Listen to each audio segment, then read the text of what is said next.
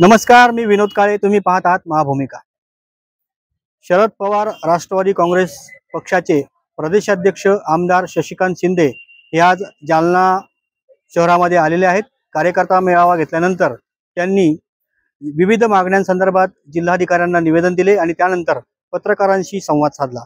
या पत्रकार परिषदेमध्ये त्यांनी अनेक प्रश्नांवरती उत्तरे दिलीत. मराठा आरक्षण असेल, ओबीसी आरक्षण असेल, त्याचबरोबर जनसुरक्षा विधेयक असेल आणि अन्य काही प्रश्न असतील. त्याचबरोबर जालना जिल्ह्यामध्ये झालेला पोकरा घोटाळा या संदर्भाने देखील त्यांना प्रश्न विचारण्यात आले आणि त्यांच्या निवेदनामध्ये पोकरा योजनेच्या गैरव्यवहारासंदर्भात देखील मागणी करण्यात आलेली आहे. ते काय म्हणाले बघूया या पत्रकार परिषदेमध्ये. मंडल यात्रा करतात ती थांबवली गेली. असं आहे की आता देशाच्या राज्याच्या राजकारणामध्ये विकासाचा विषय बाजूला पडलेला आहे, विचाराचा विषय बाजूला पडलेला आहे.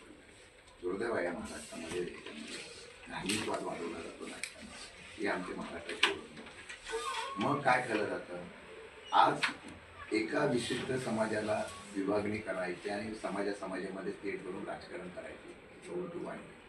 आज तुम्ही शरद पवार साहेबांवर नाव घेत आहे. आम्ही त्यावेळी बोललो की पवार साहेबांच्या आजच्यापर्यंतच्या राजकीय कारकिर्दीमध्ये त्यांनी कुठल्या समाजाच्या बाबतीमध्ये अशा प्रकारची भूमिका घेतली मला दाखवली.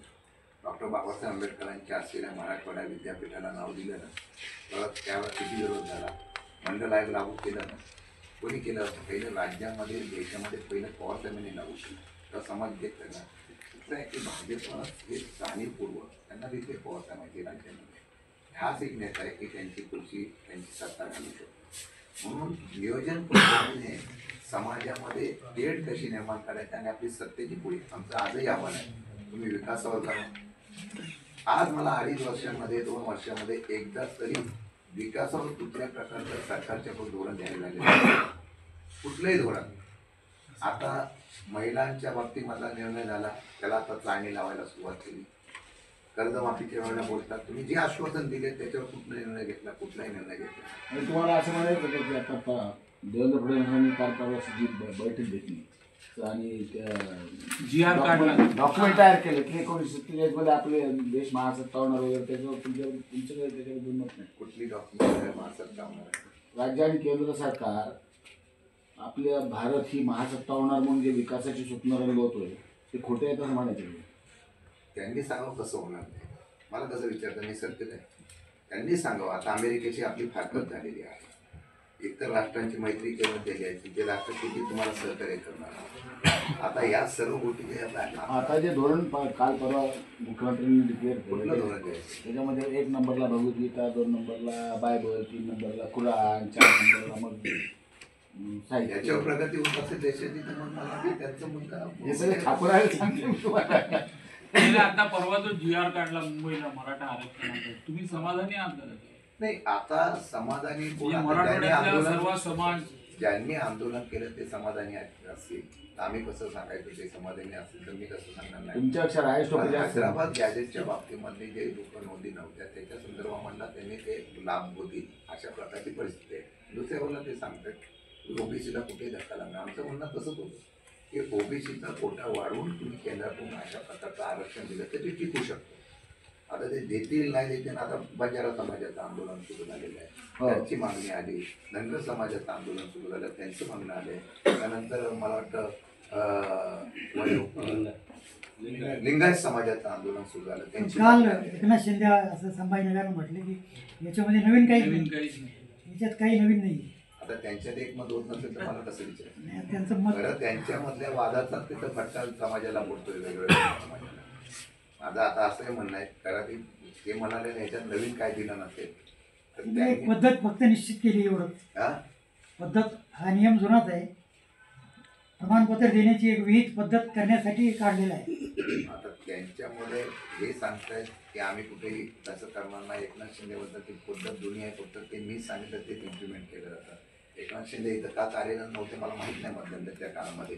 तर ते श्रेय एकाच पक्षाला मिळावं म्हणून काय नियोजन झालं का याचं पण मला उत्तर नाही, ते त्यांना विचारायचं. तुम्ही आता त्या बैठकीसाठी आलात आणि नंतर मेळावा घेतला वगैरे, त्या बैठकीच्या दृष्टीने जालना जिल्ह्यामध्ये पक्ष बांधणे मजबूत आहे असं तुम्हाला वाटलं?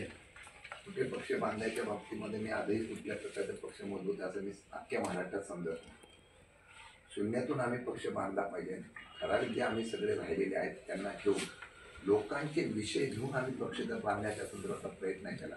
आमच्याकडे तेवढं एकच शस्त्र आहे की लोकांच्या प्रमुख मागण्या, त्यांचे प्रश्न, त्यांच्यावर आंदोलन, जनजागृती करणं हेच काम करणं. आणि तुम्हाला जालन्यामध्ये येत्या काळामध्ये युवकांचा प्रश्न असेल, शेतकऱ्यांचा प्रश्न आहे. आता आम्ही निवेदन देण्यापुरतं थांबलेलो नाही. तुम्हाला प्रत्यक्ष लोक रस्त्यावर आमचे आलेले तुम्हाला पाहायला मिळते. 10 तारखेची तारीख ठरलेली आहे ती सगळ्या पक्षाची म्हणून अख्ख्या राज्यामध्ये जिथं महापुरुषांचा पुतळा आहे तिथं सगळे एकत्र होणार आहे. जिल्ह्यामध्ये निवेदन देणार आणि आंदोलन करणार. नंतर 2 तारखेला परत सांगतो, 2 तारखेला मग जेलभरो आंदोलन. महात्मा गांधींचं ज्यावेळेला या जयंती आहे त्या दिवशी जेलभरो आंदोलन होईल. आणि जनसुरक्षा कायदा आमच्यासाठी पण नाही, तुमच्यासाठी पण नाही. तुम्हाला सुद्धा मोकळेपणाने लिहिता बोलता येणार नाही, त्यासाठी आंदोलन आहे. मग या सगळ्या गोष्टीतून आम्ही तसं आंदोलन करतोय. एका पक्षाचं नव्हे तर सरकारच्या कृतीविरुद्ध सर्व विरोधी पक्षाच्या असलेल्या लोकांचे आंदोलन आहे.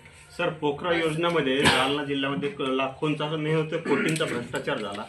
त्या उपविभागीय कृषी अधिकाऱ्यांना सस्पेंड केलं, परत त्यांना पदोन्नती दिली. आजही त्या कार्यरत आहेत आणि गेल्या 3 वर्षांपासून ही चौकशी चालू.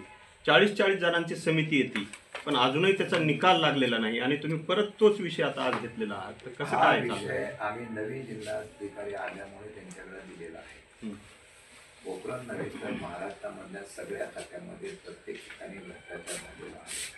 ज्यावेळेला आरोप होतो त्यावेळेला त्या आरोपाचं खंडन करत असताना सरकारकडून कारवाई करण्याचं आश्वासन दिलं जातं. सभागृहात पण दिलं जातं, बाहेर पण दिलं जातं. त्याच्या पुढचं सांगतो सर, समिती गठीत झाली, 48 जणांची समिती येऊन गेली, 6 महिने चौकशी करून गेली आणि नंतर अध्यक्षानंच राजीनामा दिला आणि ते सेवानिवृत्तही झाले. पुन्हा दुसरी समिती गठीत केली, ती अजून काम करायला तयार नाही. म्हणजे मागच्या 6 महिन्यापासून याच्यावर नुसतं गुराळच चालू आहे. जेवढा कोट्यवधीचा भ्रष्टाचार झाला तेवढा पुन्हा लाखो रुपये खर्च या समितीवर होतोय, तरी अजून ते पूर्णत्वात जात नाही आणि परत तुम्ही तो विषय घेताय. मग आता हे कुठपर्यंत चालणार आहे असं? आपण आवाज उठवायचाच नाही का? जोपर्यंत त्या ठिकाणी जोपर्यंत याला न्याय मिळत नाही तोपर्यंत आवाज उठवणं. मग नुसतं निवेदन देऊन होत नाहीये ना त्यांची. तुम्हाला मी सांगितलं काय, आम्ही निवेदनापुरतं मर्यादित राहणार नाही. जे जे विषय आहे तुमचा त्यांच्यावर आवाज उठवलेला राष्ट्रवादी काँग्रेस पक्ष तुम्हाला पाहिजे.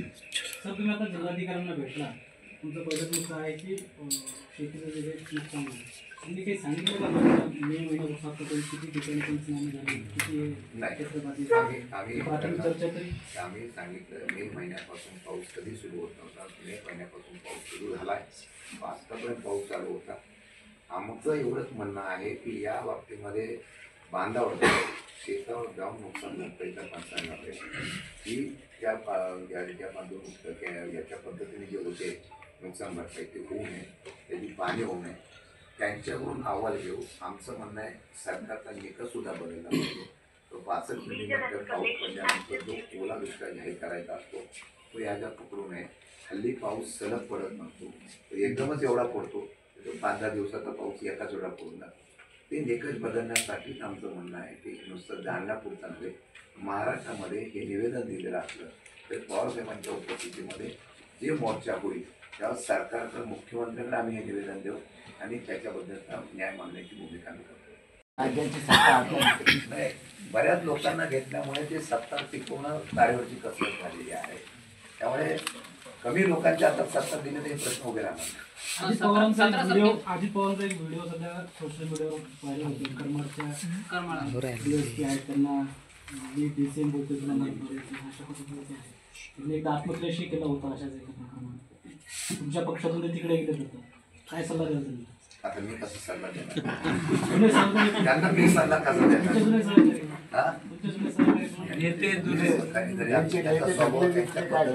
बोलण्याची पद्धत त्यांची असते. अधिकाऱ्यांना धाकात घेतात, कार्यकर्त्यांना धाकात घेतात, नेत्यांना धाकात घेतात. आता ते बोलतात त्याचं कसं आत्मसात करावं त्या अधिकाऱ्यांना आणि समोरच्या कार्यकर्त्यावर अवलंबून असतं की त्यांच्या बोलण्याचा अर्थ चुकीचा लावला का बरोबर लावायचा. नाही, हे अजितदादांचा जो राष्ट्रवादी काँग्रेस आहे आणि तुम्ही हे भविष्यात एक होणार वगैरे चर्चा, त्यात किती तथ्य आहे? आजच्या घडीला मी त्या दिवशी अध्यक्षपद घेतलं, त्या दिवशी सांगितलं या विषयाला पूर्ण विराम आम्ही दिलेला आहे. आता आमचं लक्ष पूर्ण पक्ष मजबूत करणं, बांधणं आणि ते एकत्र झालं तर आणखी मजबूत होईल ना. त्यांनी पक्षात यावं अशा प्रकारचा विषय जो आहे त्यांनी विचार केला. त्यांनी विचार केला तर तुम्ही होकार द्याल. हा निर्णय इथं नाही. पक्ष आता आम्हाला फक्त स्वतःच्या ताकदीवर, सामान्य कार्यकर्त्याच्या ताकदीवर आम्हाला उभं करायचं. अजितदादा अधिकाऱ्यांना धाकात घेऊन अनाधिकृत किंवा अवैध कामं करून घेतात का मग? सरकारच घेते. नाही, ते फक्त अजितदादाचा विषय चालला त्याच्यामुळे माझ्या बऱ्याच लोकांचा विषय आहे. फक्त हे अजितदादाचा बाहेरला बाकी विषय. विधानसभेला काय झालं आता त्याच्यावर मी बोलत नाही. पण जिल्हा परिषद पंचायत समितीला आमची स्ट्रॅटेजी अशी आहे. महाविकास आघाडी म्हणून इथं राजेश भैया आहेत, या ठिकाणी जिल्ह्याचे आमचे नेते, ते महाविकास आघाडीशी चर्चा करतील. येणाऱ्या निवडणुका महाविकास आघाडी म्हणून आम्ही त्या ठिकाणी लढवण्याचा निश्चित आणि स्थानिकच अधिकार दिलेले आहेत. ज्या आशयाच्या निवडणुकीला आम्ही तयार करते कार्यकर्ते निवडणुकीला समोर